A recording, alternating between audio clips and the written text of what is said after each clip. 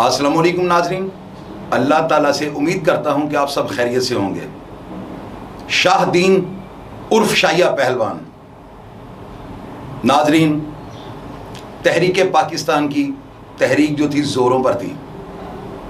कायद आज़म पाकिस्तान को मार्ज़ वजूद में लाने के लिए दिन रात कोशां थे। इल्लामा इकबाल और कायद आज़म ने पाकिस्तान बनने में एक अहम रोल अदा किया। बल्कि मैं तो ये बात भी कहूँगा और ये गलत नहीं होगी कि इल्लामा इकबाल और कायद आज़म की बदौलत आज हम एक आज़ाद मुमलिकत की हैसियत से पूरी दुनिया में जाने जाते हैं। नाजरीन, अंदरून शहर सकाफ़ती लिहाज से ये पाकिस्तान का सबसे खूबसूरत शहर है। और अगर प्रदेश में भी मेरा कोई भाई, कोई ओवरसीज़ पाकिस्तानी जो अंदरून शहर से वाबस्ता है, वो अगर कहीं पे भी अंदरून शहर का जिक्र होगा तो इसके ख्वाबों का, पहलवानों का, अखाड़ों का, पुरानी इमारत का, जो हमारे बड़े मुक़द्दस जो हमारे कुछ मकामात हैं जैसे बादशाही मस्जिद और शहर से रिलेटेड कई ऐसी किस्से कहानियाँ जिनको अगर आप महफिल में बयान करना शुरू कर देंगे तो दिन से रात और रात से दिन हो जाएगा, बातें ख़त्म नहीं होंगी। अंदरून शहर ने जहाँ पर बहुत बहुत सूरमे और बहुत बड़े बड़े नाम पैदा किए हैं, वहाँ पर इसी अंदरून शहर में चंद ऐसे अफराद भी पैदा हुए हैं जिन्होंने मुजाहिद के तौर पर या मुजाहिदीन के तौर पर तहरीक पाकिस्तान में हम मुसलमानों की आज़ादी के लिए जद्दोजहद में बढ़ चढ़ कर हिस्सा लिया। शाहिया पहलवान, इस शख्स ने जिसके नाम पर तारीख़ लिखी जाएगी, और आज मैं ये तारीख़ लिखने जा रहा हूँ। इस शख्स का जन्म शेखुपुरा से आगे किसी गांव में हुआ। इनके वालिद साहब मस्जिद के इमाम थे और यहाँ शहर लाहौर की एक बहुत मशहूर व मारूफ पर्सनैलिटी उनके दादा मियाँ अमीर दीन, उनकी बहन बीबी बानो बे औलाद थी। ये शाहिया पहलवान को लेकर गोद पालक बेटा बनाकर लाहौर ले आती हैं। शाहिया पहलवान को जो है ये अपने बच्चों से ज़्यादा प्यार देती हैं और वह शाहिया पहलवान जो है ना अखाड़े का एक पहलवान बन जाता है। तलवार चलाने में बड़ा माहिर था और उस वक़्त पाकिस्तान की आज़ादी के लिए एक जद्दोजहद जारी थी और एक तहरीक जारी थी जिसको तहरीक पाकिस्तान का नाम दिया जाता है। नाजरीन, इस तहरीक को कायद आज़म और इल्लामा इकबाल जो है ना वो पुरनज़म तरीके से जो है ना इसको चला रहे थे। इल्लामा इकबाल और कायद आज़म, इनके साथ मियाँ यूसुफ सलाहुद्दीन के दादा मियाँ अमीर दीन और साथ इनके शाहिया पहलवान, इनकी बहुत ज़्यादा खिदमात तहरीक पाकिस्तान की आज़ादी में शामिल हैं। मियाँ अमीर दीन साहब के जो बेटे थे मियाँ सलाहुद्दीन, ये भी बढ़ चढ़ कर हिस्सा ले रहे थे। अब नाजरीन, एक जलसा होता है जिस जलसे में कायद आज़म रहमतुल्लाह अलैह ने मुसलमानों को इनकी आज़ादी की होने वाली जद्दोजहद के बारे में बताना था और इन्हें हौसला देना था कि घबराओ नहीं, मैं एक लीडर, कौम का एक आप सब का हमदर्द, आप सब से दिली तौर पे मुखलिस, मैं आपके लिए पाकिस्तान की जद्दोजहद जो है ना इसको बढ़ चढ़ कर जो है इस तहरीक को ऑर्गेनाइज कर रहा हूँ। और आप घबराएं ना, बहुत जल्द हमारा एक अलग मुल्क पाकिस्तान मार्ज़ वजूद में आएगा। अब नाजरीन, कायद आज़म की तकरीर तो बाद में होनी थी, पहले तो जलसा गाह को सजाया जाना था ना। अब इस जलसा गाह को मेरी तो यादाश्त के मुताबिक उस वक्त जो है ना सारा पाकिस्तान और हिंदुस्तान को एक वायसराय चलाता था। ये शायद उसके दरमियान वाली या उससे आगे पीछे की बात होगी। कोई हमारे पाकिस्तानियों के लिए कोई ऐसे थाने कचहरी हैं, क्योंकि हमारा मुल्क ही नहीं था। इस जलसे को नाकामयाब करने के लिए, फ्लॉप करने के लिए और मुसलमानों के हौसले पस्त करने के लिए सिखों और हिंदुओं को बाइख्तियार कर दिया गया। अब ये जो सिख और हिंदू थे जो पाकिस्तान की जद्दोजहद के अंदर रुकावट डालनी चाहते थे, ये कोई आर्मी ऑफिसर या पुलिस वाले नहीं थे। इसी तरह जलसे के इनेकाद में कायद आज़म ने हमें शऊर देना था कि आप अपनी जद्दोजहद के लिए मुसलमानों उठ जाओ और एक कौम बन जाओ और मेरे पीछे लग जाओ, यहाँ पर हमें अपना हक लेना पड़ेगा। खैर, जलसा मुनक्कद कर दिया गया। सिखों और हिंदुओं को सरेआम कत्ल का जो है ऑर्डर दे दिया गया और ये कहा गया कि अगर कोई भी मुसलमान जलसा का जाने की कोशिश करे तो उसको कत्ल कर दो। जिस तरह ये सिख और हिंदू अपने मुल्क के साथ मुखलस थे, तो हमारे पाकिस्तान में भी तो अपने मुल्क के लिए जान देने वाले हज़ारों नौजवान हज़ारों ऐसे बहादुर, हज़ारों ऐसे गाजी, हज़ारों ऐसे मुजाहिद कि जिन पर तारीख़ लिखनी शुरू कर दे तो आपके पास स्याही और आपके पास कलम ख़त्म हो जाए, लेकिन ये तारीख़ नामुकम्मल रहेगी।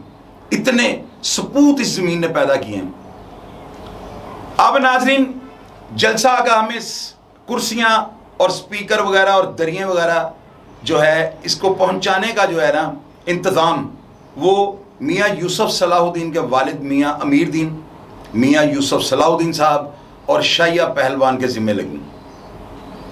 अब इन तीन अफराद ने उस बाबा कायद आज़म चौक पे जो जलसा मुनक्कद किया गया है, उसके लिए क्या किया होगा आप सोचें कि गोली का आर्डर है, कत्ल करने का आर्डर है, और शाहिया पहलवान सिर्फ एक तलवारबाज है और बड़ा अच्छा तलवारबाज है, ये तारीख़ में लिखा हुआ है और ये बड़ी कन्फर्म बात आपको बता रहा हूँ।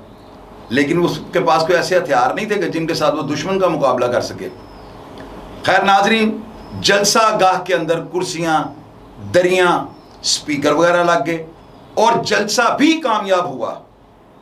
मुसलमान वहाँ पर इतनी तादाद में पहुँचे हैं कि सिखों ने उनको कत्ल करने से इनकार कर दिया। खैर नाजरीन, जलसा कामयाब हुआ। इस जलसे के बाद तहरीक पाकिस्तान, जो आज़ादी की तहरीक थी, ये ज़ोर पकड़ गई। अब जो बाइख्तियार हिंदू और सिख थे, जो अपने मुल्क के लिए कुछ भी कर गुजरने के लिए जो है तैयार थे, उन्होंने पाकिस्तानी ख़वातीन पर और हमारी मुसलमान बहनों पर जुल्म और सितम शुरू कर दिए।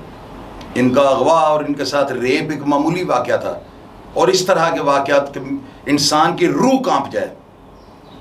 खैर उसमें एक नौबाज सिंह था, उसका नाम नौबाज सिंह तारीख़ में लिखा गया है। शाहिया पहलवान इस जुल्म और जबर के बदले उसको कत्ल कर देता है। चूँकि कत्ल मुसलमानों के इलाके में है और उस वक़्त कोई FIR वगैरह रजिस्टर्ड करने का निज़ाम नहीं था, तो खैर 26 दिन बाद शाहिया पहलवान इस कत्ल में से छूट जाता है।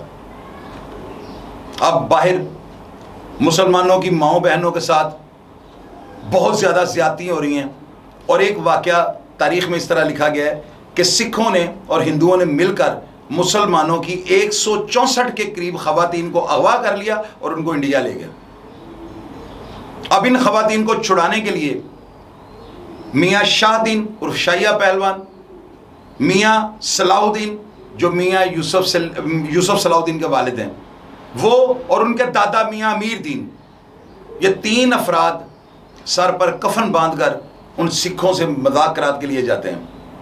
मुज़ाकरात कामयाब हो जाते हैं और ये पाकिस्तानी हमारी माओ बहनों को वापस लाहौर लाने में कामयाब हो जाते हैं। अब ये एक गुड बुक में आ गए। हमारे जो भी उस वक़्त बाइख्तियार, जो हमारे को तहरीक के जो इन सरबराह थे या जो भी थे, उन्होंने मियाँ शाहदीन से ये कहा कि शाहदीन, अब तुम बताओ तुम्हें इनाम के बदले में क्या दिया जाए कि तुमने बग़ैर कत्ल व गारत के मुज़ाकरात करके हमारी ख़वातीन को वापस ले आए। बहुत बड़ा काम था। खैर मियाँ शाहदीन एक अखाड़े का पहलवान था, पढ़ाई लिखाई में कोई इतना ज़्यादा तेज़ नहीं था, इतना बाशाऊर नहीं था, और दिल में कोई लालच या कोई ऐसी बातें नहीं थी। चूँकि अंदरून शहर का रहने वाला था, सोसाइटी कुछ इस तरह थी। लोगों ने और दोस्तों ने जो बहुत करीबी रफ़क़ा थे, उन्होंने उसको ये कहा कि आप हुकूमत से जो है ना जुआ करवाने की इजाज़त ले लें। अब नाजरीन, आप ये देखें कि ये पहलवान ये जो अखाड़ों में ज़ोर करते हैं, हकीकत में ये कितने मासूम होते हैं। और आपको एक चीज़ बताऊं, आज से कम अज़ कम 50 साल पहले, शायद कोई वीवर नीचे इस चीज़ की गवाही दे, ये जो अखाड़ों के पहलवान होते थे ना, इनके पास घर की ख़वातीन ना, अगर अखाड़ा कोई नज़दीक होता था तो जो बच्चा रोता था ना, उसको कहती थी बच्चों को कि इसको उठा के ना पहलवानों के अखाड़े में ले जाओ। और ये बात हकीकत पर मबनी है कि ये लोग अपने लंगोटे के पक्के होते थे ना, इसीलिए इनको ज़्यादा वो खुदा की कुर्बत हासिल है, और इनको वली टाइप आप कह लेंगे, जो उस टाइप के जो पहलवान थे वो लंगोट के पक्के होते थे, गुनाह नहीं करते थे, ताकत के लिहाज से वो अल्लाह ताला को बहुत ज़्यादा पसंद होते थे। और अल्लाह ने उनको शफा क्या दी थी, वो जिस अखाड़े में ज़ोर करते हैं ना, वहाँ पे पहलवान जो होते थे ना, ये मिट्टी के साथ हाथ को मल के तो उस बच्चे को दम करते थे और बच्चा चुप कर जाता था। उस अखाड़े की मिट्टी जो है ना इतनी पाक होती थी। पहलवान अखाड़ों में जो है दिए जलाते हैं, जुमेरात को मेरे ख्याल गालिबन ज़ोर नहीं करते। ये सारी बातें मैंने अपने बड़े भाई इकबाल भाई से सुनी हैं। और ये एक हकीकत है, बच्चों को पता लगना चाहिए इन बातों का। एक और पहलवान हुए हैं जी लाहौर में, बड़े सादे, अब्दुल मजीद उर्फ काला माड़ू वाला। मेरा दोस्त था, भाई था। उसने जब पहली दफ़ा वो रुस्तमे पाकिस्तान बना ना, तो सदर ज़ियाउल हक ने प्रेसिडेंट हाउस में उनको बुलाया ना, और सदर पाकिस्तान ने जो है उसको पूछा, ज़ियाउल हक शहीद ने, कि जी आप ये बताओ कि आप क्या तोहफे में लेना चाहते हो। आपने पाकिस्तान को इतने बड़े एजाज़ से जो है ना, आपकी वजह से पाकिस्तान को नवाजा गया, तो बदले में और क्या चाहिए। उस बेचारे ने अपने दोस्तों के कहने पर ना सदर ज़ियाउल हक से क्लाशनकोफ और उसका लाइसेंस मांगा था। वीवर्स नीचे आपको बताएंगे, सदर ज़ियाउल हक राइफल दिए को कोर कमांडर है या कमांडर हैं या को आर्मी के को बड़े अफसर हैं, वो उनके सपुर्द ड्यूटी लगी। आप यकीन करें नाज़रीन, लोग बताते हैं कि जब मोनी रोड के इलाके में उसको वो क्लाशनकोफ जो सदर की तरफ से गिफ्ट आई है देने के लिए अदारे गए हैं, तो उनका प्रोटोकॉल और पूरे शहर में जो बाँ हो गई थी कि काला माड़ू वालों को सदर पाकिस्तान का लाइसेंस और राइफल क्लाशनकोफ जो है उनको बतौर तोहफा दी गई है। अब इसी तरह शाहिया पहलवान भी सादा आदमी था, उसने हुकूमत से या अदारों से या जो भी सरबराह थे, तहरीक के जो ऑर्गेनाइज करने वाले थे, उनसे इजाज़त भी मांगी, तो क्या कि मुझे जुआ करवाने दें। अभी जुआ नाजरीन उस वक्त किसी को नहीं पता था कि ये जुआ कौन सा जुआ करवाने लगे हैं। तो उस वक्त एक जुए की बुनियाद रखी गई जिसको कि कमसही का नाम दिया गया।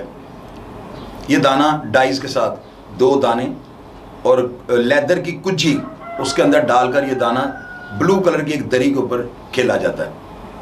लोग पैसे ज़मीन पर रख के दाव लगाते हैं और हर जीतने वाले से वो जो मालिक करवाने वाला है वो 50 रुपये लेता था उससे, 1000 रुपये के दाव के पीछे।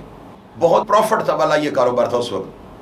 शाहिया पहलवान ने जुए की इजाज़त ले ली और जुए की इजाज़त लेने के बाद आप यकीन करें कि लोग बताते हैं कि उसके डेरे के ऊपर जिस बिल्डिंग में वो जुआ करवाता था वहाँ पर 35 दरियाँ जुए के लिए बिछ गई। आप वो दरून शहर की कोई बिल्डिंग थी, वो 6 मंजिला थी गालिबन, उस बिल्डिंग के हर कमरे के अंदर अलग-अलग सेटअप लगा हुआ है और लोग हर जगह पे एक बंदा जो उनसे, जिसको नाल कहते हैं, जो पैसे निकालता है, वो नाजरीन पैसे लेता जा रहा है। और आप अंदाज़ा लगाएं उस वक्त उसकी कितनी आमदन होगी।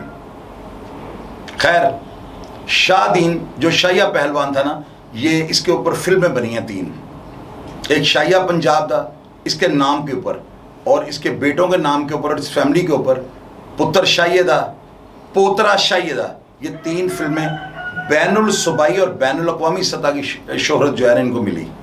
नाम इतना बड़ा था, लेकिन सोशल मीडिया पर शाहिया पहलवान का तासुर जो है ना, चूँकि वो कमर्शियल होती थी तो उसकी शख्सियत को थोड़ा तरोड़ मरोड़ के पेश किया गया। मैं चूँकि तारीख़ लिख रहा हूँ, मेरा इस बात से कोई सरोकार नहीं कि कोई मुझे क्या कहेगा।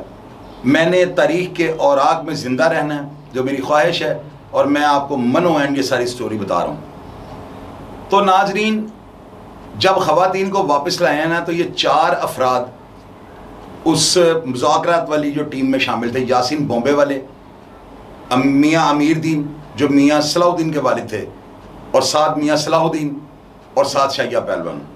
खैर नाजरीन, शाहिया पहलवान जो है ना, इसके 7 बेटे थे, जिनमें सबाहुद्दीन बट उर्फ बऊ छबी, जावेद अलियास बट उर्फ जजी पहलवान, परवेज़ अहमद बट उर्फ बिल्लू, दिल अवेज़ बट उर्फ पोली बट, जमशेद बट उर्फ शेरी, बाबर बट उर्फ गोगा और हमायूं बट।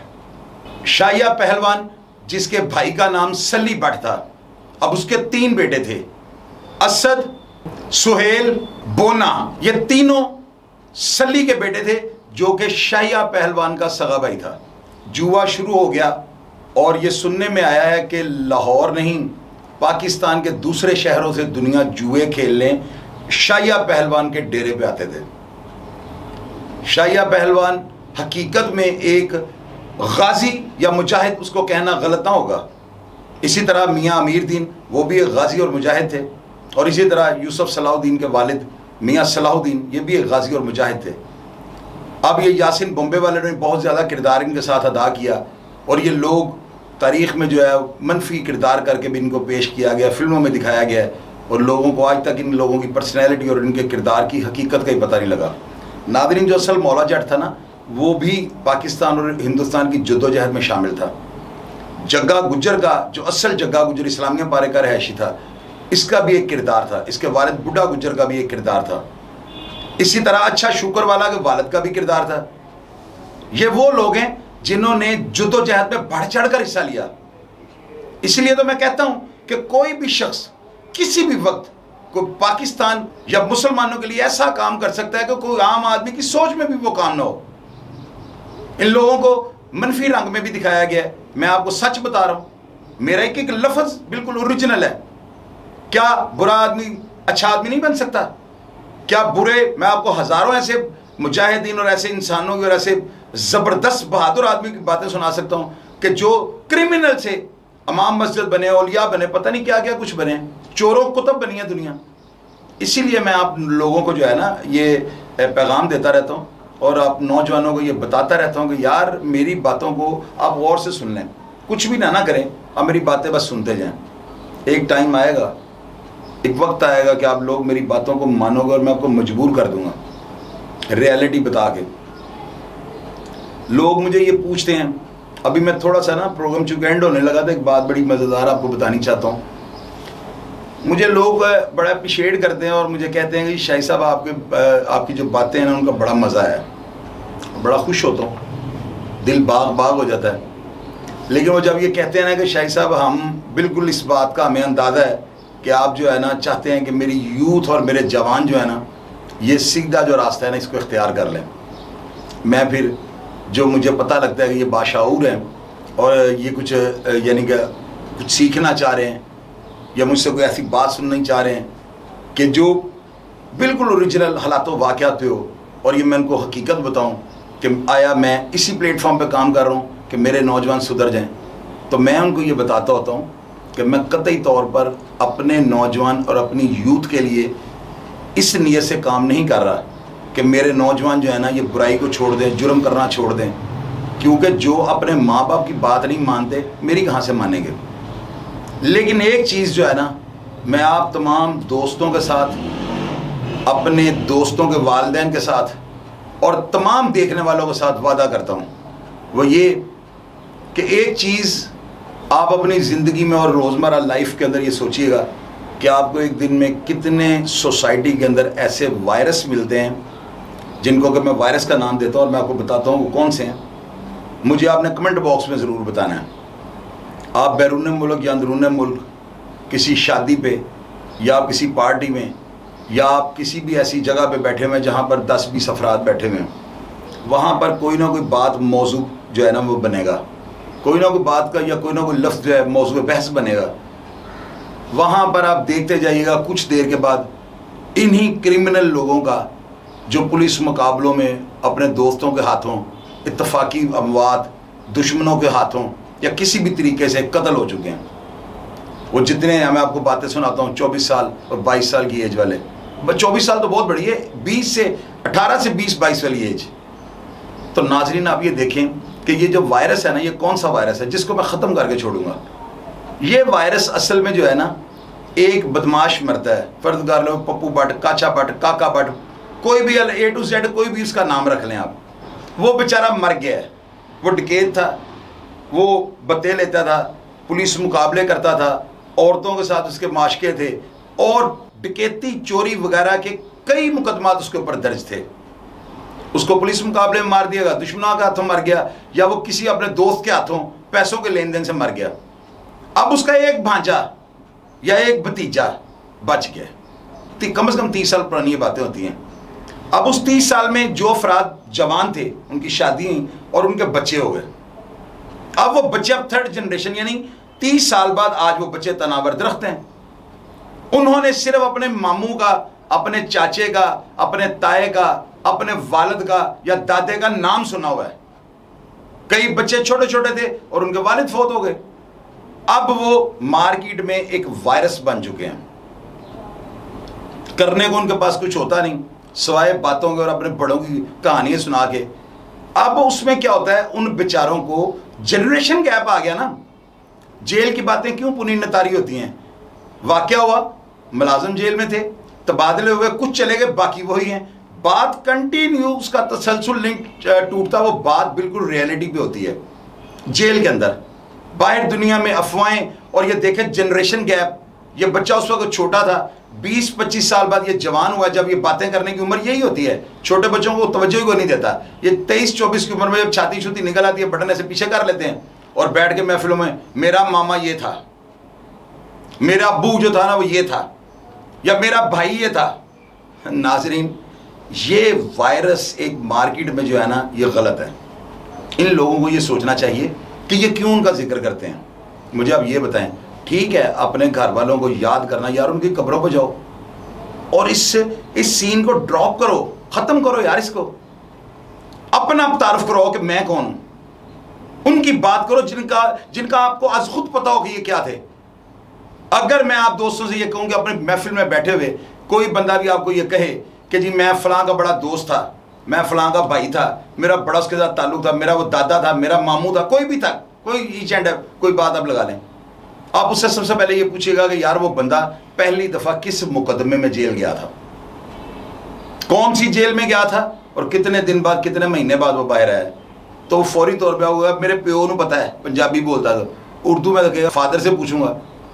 तो ये जो चीज़ें हैं ना, उन बेचारों को खुद नहीं पता, और ऊपर से वो थोड़े से जब ये इस वक्त हालात क्यों इतनी अफरा तफरी शहर में पड़ी है, ये यूट्यूब और सोशल मीडिया पे चैनल बनने शुरू हो गए।